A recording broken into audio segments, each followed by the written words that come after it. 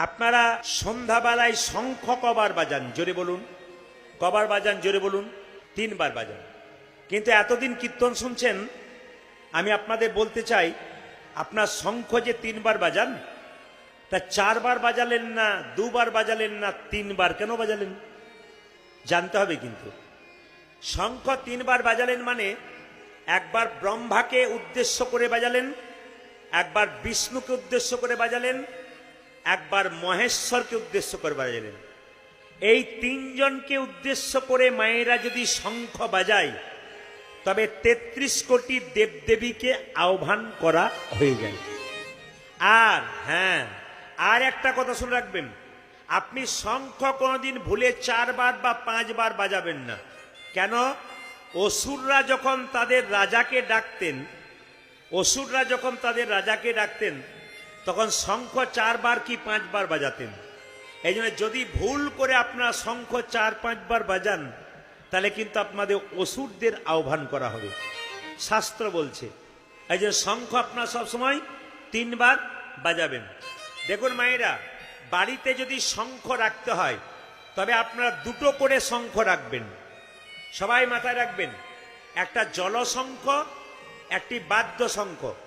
যেটা বাজাবেন ওটা তো এঁটো হয়ে যাচ্ছে, সেটা মন্দিরের এক সাইডে রাখবেন। আর যেটা জলশঙ্খটা এঁটো হবে না, ওটা গোবিন্দের পাশে রাখবেন, ভগবানের পাশে রাখবেন। কেন না, ভগবানের চরণে জল দিতে গেলে বা ভগবানকে স্নান করাতে গেলে আপনাকে শঙ্খের জলে স্নান করাতে হবে।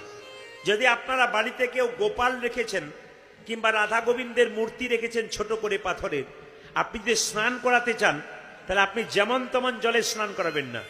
আপনি শঙ্খের ভেতরে যে জল, ওই জলটাতে করে স্নান করাবেন। কেন না, শঙ্খের জল হচ্ছে সবচাইতে পবিত্র। যেটা এঁটো করে বাজাচ্ছেন, ওই শঙ্খতে জল ভরে দিলে হবে না। আমি বললাম বাড়িতে একটা জলশঙ্খ রাখতে হবে। এবং শঙ্খ দেখবেন কোনদিন নিচে রাখবেন না। শঙ্খ আপনারা কেউ নিচে রাখবেন না। এখন দেখবেন বাজারে স্ট্যান্ড কিনতে পাওয়া যায়, ওতে রাখতে পারেন, অথবা আপনি একটা লাল কাপড় বা হলুদ কাপড়ের উপর রাখতে পারেন। এ কথা কিন্তু মাথায় রাখবেন সবাই। কিন্তু একটা খুব দামি কথা শুনে রাখুন, শঙ্খ যখন জলশঙ্খ বাড়িতে রাখবেন, শঙ্খের ওপরে একটা তুলসী পত্র দেবেন। প্রত্যেকের বাড়িতে যদি দিতে পারেন তাহলে মঙ্গল আছে। কিন্তু আমি বারবার বললাম, শঙ্খের ওপরে আপনি তুলসী পত্র দেবেন, তাহলে কিন্তু আপনার লাভ আছে।